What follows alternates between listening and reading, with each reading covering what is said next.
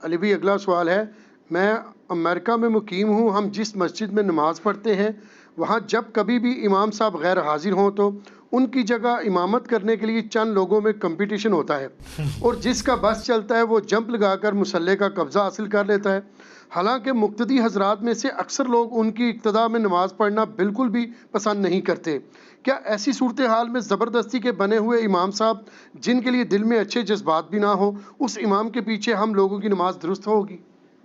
میرے بھائی یہ زبردستی کے اماموں کو تو چھوڑ دیں، آلریڈی جو آپ نے امام رکھے ہوئے ہیں ان کے بارے میں آپ کے کیا جذبات ہیں؟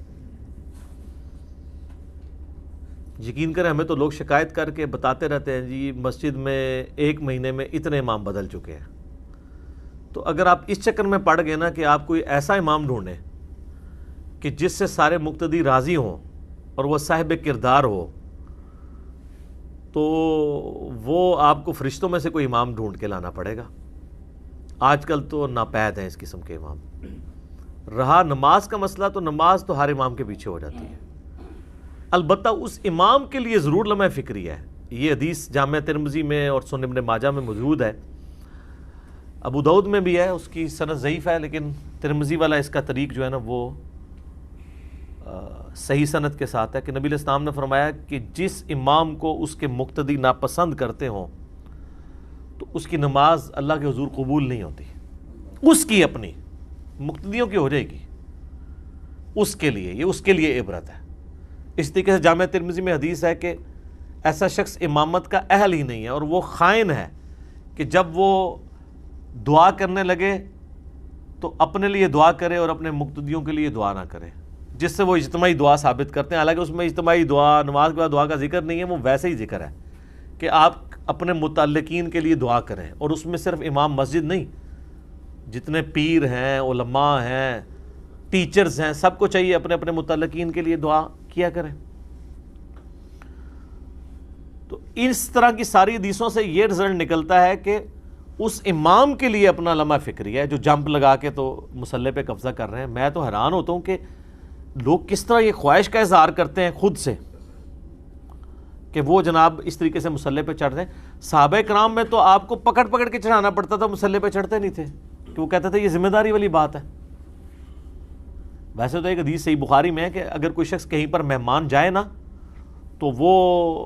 وہاں پہ امامت نہیں کروائے گا اس امام کی اجازت کے بغیر، ہاں خود کوئی رسپیکٹ کے طور پہ آگے کر دے۔ لیکن صحابہ کرام اتنی احتیاط کرتے تھے کہ ابو داؤد ترمذی میں حدیث ہے کہ مالک بن حویرث ملنے کے لیے گئے چند تابعین کو، تو نماز کا وقت ہو گیا تو انہوں نے کہا حضرت آپ نماز پڑھائیں، آپ صحابی ہیں۔ تو انہوں نے کہا میں نماز نہیں پڑھاؤں گا، اور میں تمہیں بعد میں بتاتا ہوں اس کی وجہ کہ میں کیوں نہیں نماز پڑھا رہا۔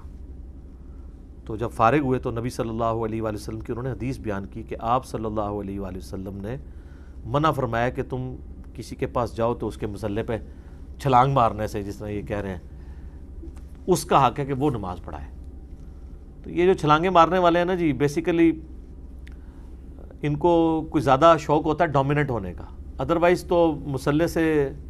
پرہیز ہی کرنا چاہیے۔ لیکن چونکہ اب ساری گیم مصلی کی ہے، آپ کو پتہ ہے، کیونکہ اس کے ساتھ اور کئی ایک چیزیں جڑی ہوئی ہیں، پی آرز جڑی ہوئی ہیں، الٹیمیٹلی چندے، کھڑپینچیاں، چندہ نہ بھی ہو کھڑپینچیاں، ٹھیک ہے۔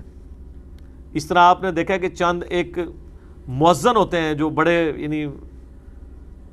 فرعون ٹائپ مؤذن ہوتے ہیں، وہ کسی کو اذان بھی نہیں دینے دیتے ہیں، حالانکہ خود بھی غلط دے رہے ہوتے ہیں ان میں سے کئی ایک، لیکن کسی دوسرے کو اذان اقامت کے لیے کوئی کھڑا تو ہو اس کے ساتھ بدتمیزی کرتے ہیں۔ امامت کا جہاں تک تعلق ہے، امام کو اگر مقتدی پسند کرتے ہیں، نماز اسٹیبلش ہو جائے گی، اس امام کے لیے لمحہ فکری ہے، مقتدیوں کی نماز ہو جائے گی۔ وہ اوپر تلے دو اکٹھی حدیثیں ہیں صحیح بخاری کے اندر، 694 اور 695۔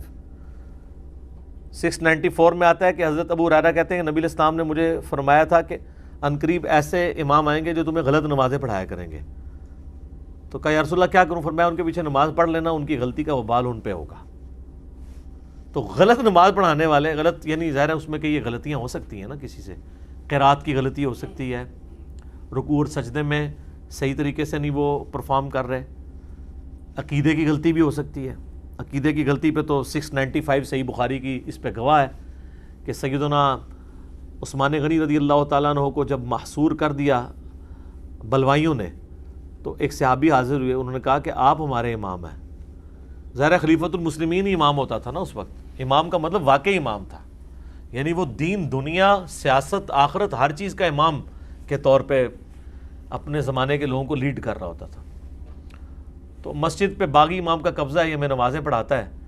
ہمیں خدشہ ہے کہ ہم گناہ میں نہ مبتلا ہو جائیں، تو آپ ہمیں کیا حکم دیتے ہیں؟ تو عثمان نے کہا کہ نماز تو مسلمانوں میں ایک اجتماعی نیکی کا کام ہے، نیکی کے کاموں میں ان کا ساتھ دو، برائی میں ان سے الگ رہو۔ اس حدیث میں امام بخاری نے باب باندھا ہے کہ باغی اور بدعتی کے پیچھے نماز پڑھنے کا حکم، اور انہوں نے حضرت عثمان کے اس فتوے سے یہ رزلٹ نکالا ہے کہ اگر امام بدعتی باغی بھی ہو، یعنی بد عقیدہ ہو، عقیدے کی خرابی بڑی چیز ہے۔ یہاں لوگ کہہ رہے ہیں جی امام رفع دین نہیں کرتا، ہم نماز پڑھ لیں۔ بھئی رفع دین نہ کرنا بڑی خرابی ہے، یہ کسی امام کا بد عقیدہ ہونا، بدعتی ہونا بڑی خرابی ہے۔ نماز ہو جائے گی، اس کی غلطی کا وبال اس پہ ہے۔ باقی یہ کہنا کہ امام رفع دین نہیں کرتا تو ہم بھی اس کی اقتداء میں کریں، امام کی اقتداء آپ نے انتقال ارکان میں کرنی ہے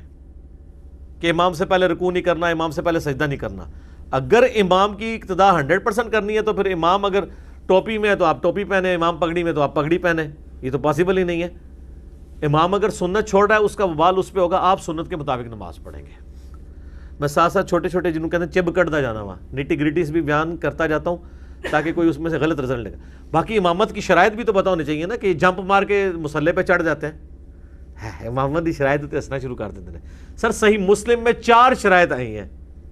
امامت کی۔ نبی علیہ السلام فرمایا کہ امام اس کو بناؤ کہ جو سب سے زیادہ کتاب اللہ کا علم جانتا ہو، اگر کتاب اللہ میں بھی سب برابر ہو، پھر سنت کا علم جو جانتا ہو، سنت میں بھی برابر ہو، پھر جس نے پہلے ہجرت کی ہے، عمر میں سینئر نہیں، دین کے اعتبار سے سینئر۔ اس زمانے میں ہجرت ایک بینچ مارک ہوتی تھی نا، اور اگر اس میں بھی برابر ہو تو پھر تم عمر میں جو بڑا ہو اس کو دیکھو۔ اچھا، عمر سے پہلے دین میں جو سینئر ہے، کتاب اللہ اور سنت کا علم، کتاب اللہ سنت کے علم میں ظاہر ہے کہ علم دین شامل ہے، پھر اس کا اپنا دین کے اعتبار سے عمل بھی ظاہر ہے اس میں داخل ہوگا، پھر عربی کی پروننسیشن، یہ نہ ہو کہ وہ ہے بے تے پڑھتا ہو، زبر کو زیر، زیر کو پیش پڑھتا ہو، یہ بھی نہیں ہونا چاہیے۔ نبی علیہ السلام کے مبارک زمانے میں تو معاذ ابن جبل کہتے ہیں کہ میں، بخاری مسلم میں آتا ہے کہ میں نبی علیہ السلام کے پیچھے عشاء کی نماز پڑھتا تھا، پھر اپنی قوم کی امامت کرتا تھا عشاء میں جا کے، اور 6 سال عمر تھی، چھوٹی عمر میں امامت کیا کرتے تھے وہ، اس لیے کہ قرآن زیادہ جانتے تھے وہ۔ اصل چیز تو یہ ہے، یعنی سینیارٹی کا لیول یہ تھا، عمر کا بڑا ہونا نہیں تھا۔ یہاں پہ تو دیکھتے ہیں کہ جس کی لمبی داڑھی ہے، زیادہ ایجڈ ہے، چاہے وہ قرآن بھی غلط پڑھتا ہے، اس کو آگے ممبر مطلب مصلی پہ کھڑا کر دیتے ہیں۔ تو جو واقعی اہل ہو اس کو کھڑا کریں۔ تو یہ 4 شرائط ہیں، کتاب اللہ کا علم، سنت کا علم،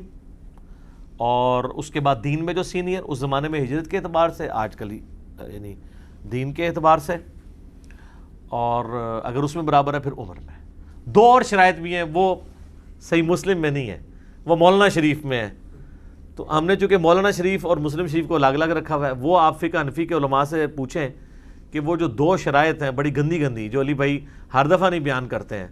تو ایک بار مہربانی کر کے میڈیا کے سامنے آ کے اپنے بزرگوں کی کارستانی دس دو کہ آپ کے بزرگوں نے وہ 2 شرائط اور کون سی لکھی ہیں،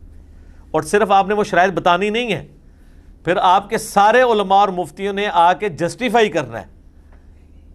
کہ وہ اپنی اپنی مسجدوں میں امامت کیوں کر رہے ہیں، وہ پھر یہ ثابت کریں گے کہ وہ ان 2 شرائط کو بھی پورا کرتے ہیں، اس لیے وہ امامت کے اہل ہیں، کیونکہ باقیوں میں وہ 2 خوبیاں نہیں پائی جاتی ہیں۔ تو یہ صرف یہ نہیں بتانا کہ شرائط کون سی ہیں، وہ اپنے آپ کو بھی جسٹیفائی کرنا ہے، ورنہ اپنے اپنے مسئلے چھوڑ دیں، یا وہ شرائط پوری کریں آپ، یا بزرگوں کو کہہ کہ وہ بزرگ اس قسم کی باتیں لکھ گئے تھے، اب یہ اس چکر میں نہیں پڑھنا مفتہ بھی ہی ہے تو مفتہ بھی ہی نہیں ہے، ٹھیک ہے، تو آرڈینل کام پہ گیا، ٹھیک ہے نا جی۔ اور یار میں پھر وہی جملہ بولوں گا کہ اکثر ماں باپ اپنی اولاد کی وجہ سے منہ چھپاتے پھرتے ہیں، ان کے برے کرتوتوں کی وجہ سے۔ فرقوں کے ماننے والے لوگ یہ وہ بد نصیب اولادیں ہیں روحانی جو اپنے بزرگوں کے کرتوتوں کی وجہ سے منہ چھپاتی پھرتی ہیں. ویسے دنیا میں تو آپ نے دیکھا ہے کہ عموماً ماں باپ کہتے ہیں نہیں میرا اولاد خراب نکلی, میں کسی نے منہ دسنے دے قابل نہیں. لیکن فرقوں کے جو ماننے والے ہیں نا, یہ اولادیں ایسی ہیں کہ جو اپنے بزرگ بابوں کی وجہ سے کسی کو منہ دکھانے کے قابل نہیں ہے نا ایسے یہ فرق. ٹھیک ہو گیا.